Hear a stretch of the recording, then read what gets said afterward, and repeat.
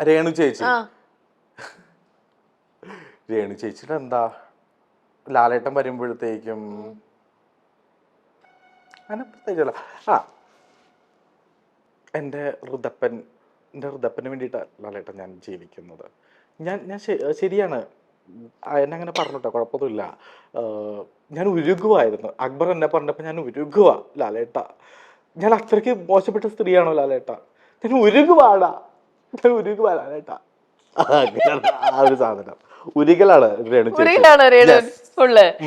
ഉരുകല, ഉരുകി അങ്ങോട്ട് തീർന്നു രേണു ചേച്ചി. ഓക്കെ ഓക്കെ ഓക്കെ, അതൊക്കെ അവിടെ കഴിഞ്ഞു. എവിടെ എന്റെ യെസ് കാർഡ്? കോഫിയും കുടിച്ചോട്ടോ. ഓക്കെ, ബിഗ് ബോസ് ഷോ വഴി ഒരു ആത്മമിത്രത്തെ ജീവിതത്തിൽ കിട്ടിയോ? ആ കിട്ടി. നീ യെസ് കാണിക്കേ. Of course. അത് ഞാൻ പറഞ്ഞത്. ആരാണ്?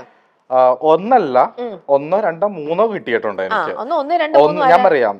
ഒന്ന് ബിന്നി, ഡോക്ടർ ബിന്നി, പിന്നെ ബിന്നിയുടെ ഒരേ ഒരു ഭർത്താവ് നൂബ്ലിൻ, പിന്നെ അക്ബർ. പിന്നെ എനിക്ക് ആത്മബന്ധം എന്ന് വെച്ചിട്ടുണ്ടെങ്കിൽ ഒരുപാട് അങ്ങോട്ടേക്ക് എക്സ്പ്ലോർ ചെയ്യാൻ വേണ്ടി പറ്റില്ല. ഇവരെയാണ് ഞാൻ കൂടുതലും കാണുന്നത്.